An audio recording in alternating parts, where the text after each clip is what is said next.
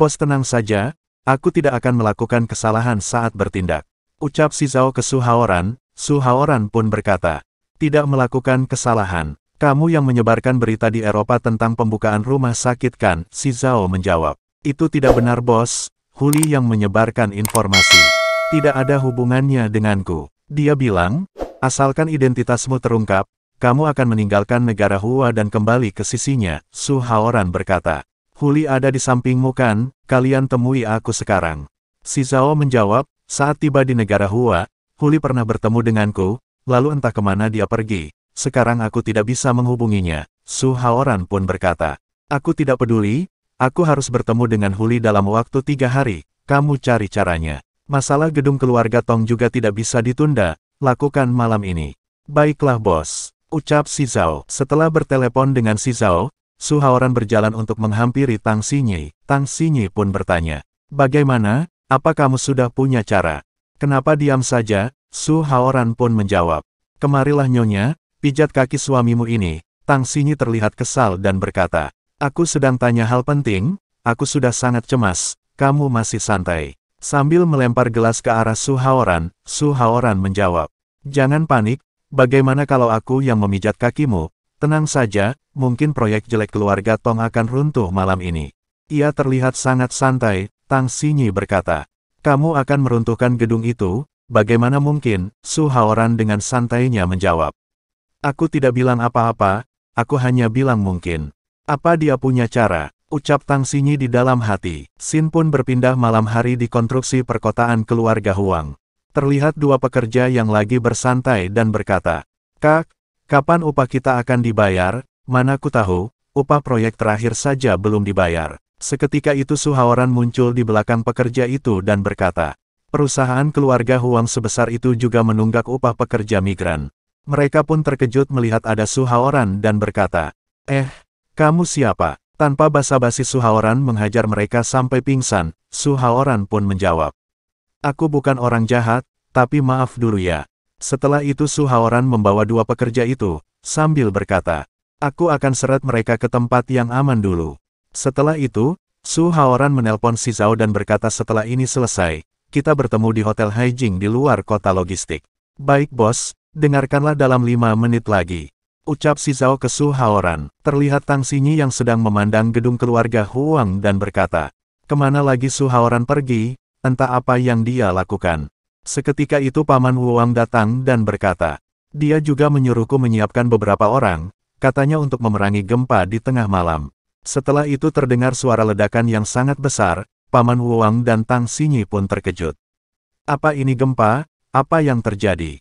Ucap Paman Huang. Tang Xinyi pun terkejut dan berkata, ini, ya Tuhan, mungkinkah gedung keluarga Tong itu benar-benar runtuh? Setelah itu Su Haoran dan Shi Zhao bertemu di hotel. Bos, kamu merasakan goncangan yang hebat kan? Ucap Shi Zhao. Su Haoran pun berkata, apa kamu sudah menghubungi Huli 2 hari ini? Di mana dia? Shi Zhao menjawab, aku sungguh tidak tahu di mana dia, tapi, Huli sudah bilang, jika identitasmu terbongkar, dia akan menjemputmu bos. Su Haoran berkata, baiklah, kamu tidak usah urus masalah di sini, tinggalkan negara Hua besok, kamu terlalu mencolok dan mudah terekspor. Shi Zhao menjawab, bos, kamu tidak menginginkanku lagi. Ia pun merengek sedih. Su Haoran berkata, karena kamu sangat suka merengek, bagaimana kalau aku mengenalkan dokter Thailand kepadamu? Sambil mengancam Shi Zhao terlihat sangat ketakutan dan menjawab, aku akan pergi besok. Lalu bagaimana dengan bos nanti? Setelah meledakkan gedung masalahnya pasti rumit. Su Haoran pun berkata, sisi baiknya, keluarga Tang dapat menyelesaikan masalah itu. Karena tahu identitasku, kemungkinan besar akan terungkap, lebih baik pergi memerangi gempa. Menjadikan diriku sebagai pahlawan. Sin pun berpindah di reruntuhan gedung keluarga Tong. Terlihat seorang wartawan sedang menyiarkan berita kejadian gempa di gedung keluarga Tong. Seketika itu ia terkejut melihat Su Haoran sedang menyelamatkan 2 orang. Cepat bantu, tolong, ucap Su Haoran. Seorang petugas berkata, cepat, ambilkan tandu. Oh, Tuhan, 1 orang menyelamatkan 2 orang korban, ucap wartawan itu. Wartawan itu menghampiri Su Haoran dan mewawancarainya. Permisi Tuan, apakah Tuan menyaksikan seluruh proses gempa tadi? Bisakah Tuan memberitahuku situasi detailnya? Su Haoran pun berkata, Aku juga baru sampai di sini, grup Tang kami ada proyek di sini. Sebagai karyawan grup Tang, aku harus berani maju saat melihat bencana. Aku tidak punya waktu wawancara denganmu, aku mau menyelamatkan orang. Wartawan itu terlihat terharu dan berkata, benar-benar pahlawan. Tuan, siapa namamu, bolehkah kami mengingat namamu yang berjiwa pahlawan ini? Su Haoran pun menjawab, namaku Su Haoran, menurutku berbuat baik tidak perlu meninggalkan nama. Hati-hati ya pahlawan tanpa nama, ucap wartawan itu ke Su Haoran. Wartawan itu menyiarkan berita kemunculan pahlawan yang hebat. Dalam bencana yang tiba-tiba, kita telah menyaksikan keajaiban dari seorang pahlawan tanpa pamrih dengan jiwa kemanusiaannya yang besar. Tang Xinyi terbengong melihat Su Haoran dan Paman Wuwang ada di lokasi bencana itu dan berkata, mereka berdua juga di sana. Setelah melihat siaran langsung berita, Tang Xinyi berencana pergi ke TKP dan berkata, aku juga harus ke sana. Setelah sampai di TKP, Tang Xinyi membagikan makanan dan minuman ke para petugas penyelamatan dan berkata, kakak, masih banyak roti dan susu kedelai, makanlah. Oh, terima kasih, ucap pegawai itu. Pegawai itu memanggil Su Haoran dan berkata, hei, maukah kamu bergabung dengan pemadam kebakaran? Su Haoran menjawab, maaf, aku tidak bisa. Aku tidak semulia kalian. Tapi ngomong-ngomong apakah ini satu-satunya tempat yang runtuh akibat gempa? Sepertinya begitu, tidak ada bencana lain yang dilaporkan stasiun. Ucap wartawan itu, Su Haoran mengambil sepotong pecahan bangunan gedung sambil berkata, saat aku menyelamatkan orang, aku menyadari, gedung ini tidak beres. Ada masalah dengan kualitas proyek ini, mengapa dinding bangunan ini begitu rapuh? Sambil membelah dinding bangunan itu, terlihat petugas pemadam kebakaran itu terkejut. Ia berlanjut berkata, selain itu, aku juga menemukan helm keselamatan tadi, benar-benar seperti kertas. Benarkah? Ucap wartawan itu. Tang Xinyi pun berkata di dalam hati, pasti ada masalah dengan kualitasnya, tapi kamu memberitahu begitu banyak orang seperti itu, konstruksi perkotaan grup Huang pasti akan jadi fokus perhatian semua orang. Terlebih lagi, sekarang adalah era siaran langsung, banyak orang yang menonton. Kakak juru kamera, cepat rekam lebih dekat. Ucap wartawan itu ke rekannya, Su Haoran berkata, lihatlah helm ini, sambil memberikan ke wartawan itu. Metode Haoran sangat sempurna, tampaknya akuisisi perusahaan logistik Tong benar-benar bukan tidak mungkin. Ucap Tang Xinyi di dalam hati. Wartawan itu berkata, wah, benar, bahkan aku seorang wanita bisa mematahkan helm ini begitu mudah. Terlihat wartawan itu kehilangan keseimbangannya dan akan terjatuh, karena salah menginjak bangunan yang rapuh. Dengan cepat Su Haoran menangkap wartawan itu sambil berkata, di atas berbahaya, kamu harus berhati-hati. Ya, terima kasih pahlawan. Ucap wartawan itu ia pun terpesona ke Su Haoran. Terlihat Tang Xinyi yang lagi cemburu melihat mereka berdua sambil berkata, baru saja aku merasa kamu sedikit baik. Xin pun berpindah di villa keluarga Tang. Terlihat Su Haoran sedang melihat Tang Xinyi yang sedang tidur. Ia pun mendekat sambil membenarkan selimut Tang Xinyi. Sambil berkata, istriku, aku mau keluar untuk berkeliling. Tunggu aku mengambil alih perusahaan logistik Tong. Xin pun berpindah di villa keluarga Tong. Su Haoran menghampiri Tuan Tong dan berkata, selamat malam Tuan Tong, siapa kamu? Ucap Tuan Tong. Su Haoran dengan santainya duduk sambil berkata, aku menantu Tang Jun. Su Haoran, Pak Tua, akhir-akhir ini sangat tertekan ya. Tuan Tong pun menjawab, langsung saja ke intinya, ada apa kamu mencariku? Su Haoran memberitahu maksud kedatangannya dan berkata, mengakuisisi perusahaan logistik Tong. Mari kita bicarakan pagi ini, kamu sendiri yang akan pergi ke kediaman keluarga Tang dan mencari istriku untuk menandatangani kontrak. Tuan Tong menjawab, meski sudah hancur, tapi masih ada kegunaannya. Berapa harga yang ditawarkan grup Tang? Su Haoran berkata, aku sudah pernah melihat laporan penilaian grup Tang kepada grup Tong. Kalian punya gedung perkantoran di kota, 2 stasiun distribusi, sebidang tanah di kota logistik, dan 6 kapal kargo. Tuan Tong pun menjawab, bukan kapal kargo, tapi kapal barang. Su Haoran berkata, jangan menyela pembicaraan dulu, 6 kapal dengan harga 24 miliar, tanah kota logistik dengan harga 10 miliar, gedung perkantoran dan stasiun distribusi dengan harga 6 miliar. Totalnya 40 miliar, begitulah kesepakatannya. Terlihat Tuan Tong kesal ke Su Haoran dan menjawab, kenapa tidak kamu curi saja? Su Haoran berkata, jangan panik dulu, sebelum kemari, Aku pergi mengunjungi putramu di rumah sakit, kamu pasti ingin melihatnya kan? Sambil memberikan telepon ke Tuan Tong. Tuan Tong pun mengambilnya telepon Su Haoran. Tuan Tong melihat video anaknya yang berada di rumah sakit. Terlihat di video itu Tong Yuanzheng berkata ke perawat itu. Lagi pula ayahku hanya punya aku seorang, dia harus membelaku, meski aku membunuh atau membakar orang. Benarkah? Ucap perawat itu. Tong Yuanzheng berkata, sebenarnya ayahku punya seorang putri, tapi, gadis itu sudah kubuang ke panti asuhan. Agar aku tidak ada pesaing untuk mewarisi keluarga Tong. Seketika itu Tuan Tong sangat marah melihat video anaknya.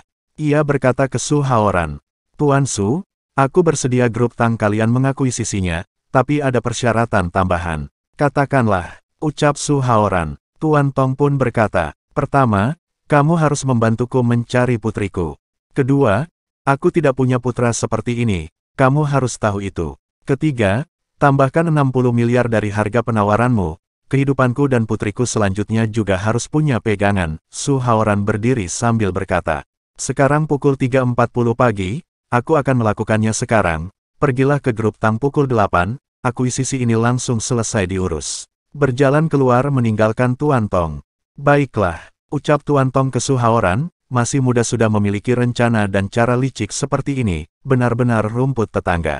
Ucap Tuan Tong di dalam hati. Sin pun berpindah di perusahaan grup Tang. Terlihat suara ketukan pintu, seorang karyawan masuk dan berkata, Presdir Tang, Choe perusahaan logistik Tong sudah tiba, katanya ingin menandatangani perjanjian akuisisi dengan Presdir. Tang Xinyi terkejut mendengar perkataan Su Haoran, kenapa kalian tidak menyambut Pak Tong, aku bahkan sudah membawa Pak Tong yang sudah menunggu di luar dalam waktu yang lama. Ucap Su Haoran. Tang Xinyi pun berkata Tuan Tong. Silakan Paman duduk dulu, Paman Tong, apa Paman sungguh bersedia menjual grup Tong ke grup Tang? Tuan Tong pun menjawab, benar, Dr. Su sudah menyetujui 3 syarat dariku. Bahkan sudah melakukan 2 syarat.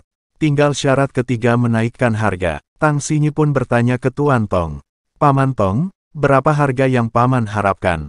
Tuan Tong pun menjawab, apalagi yang kuharapkan, aku sudah berbincang dengan Dr. Su, 100 miliar tidak bisa kurang. Tang Xinyi dan 2 direksi pun terkejut. Ia pun berkata, 100 miliar. Tidak bisa, sepertinya itu tidak mungkin.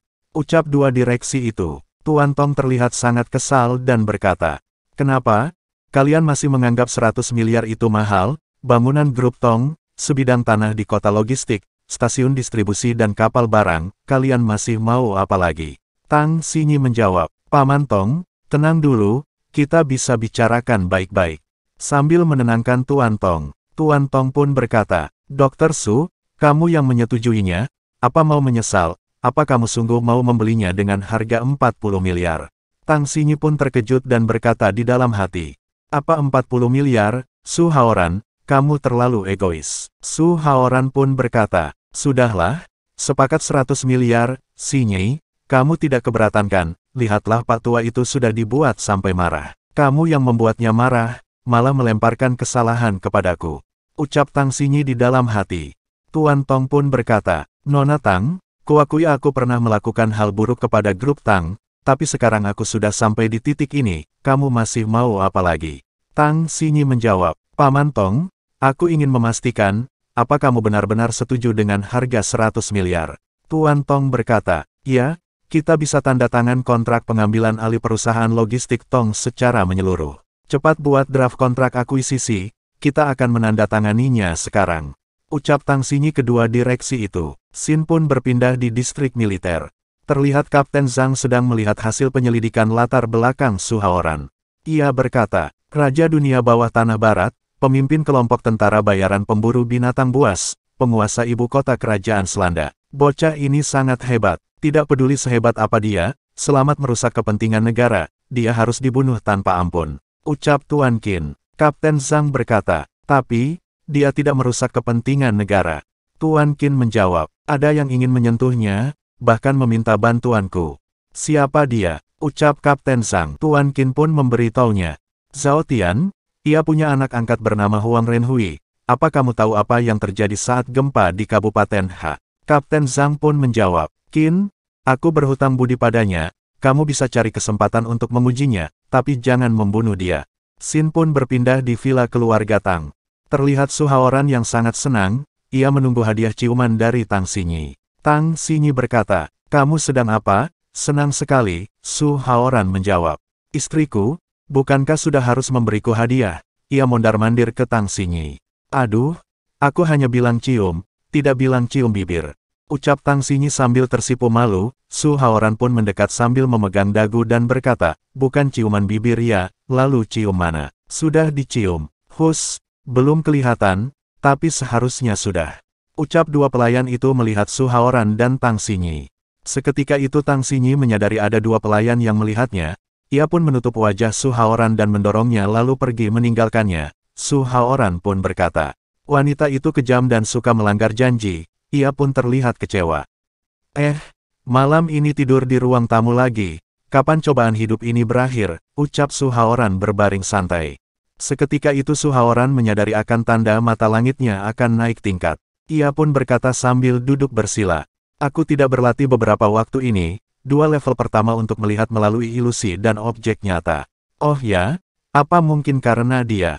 "Tang Xinyi, aku harus lebih bekerja keras lagi." Scene pun berpindah di pagi hari. Su Haoran sedang mengantar Tang Xinyi ke kantor. Tang Xinyi berkata, "Kamu tidak bisa menyetir dengan baik ya? Kenapa melihatku terus?" Su Haoran pun menjawab, "Kamu tidak perlu khawatir tentang itu, bahkan jika aku menyetir tanpa melihat, tidak ada masalah." Tang Xinyi menyubit Su Haoran dan berkata, "Cih, hanya membual saja."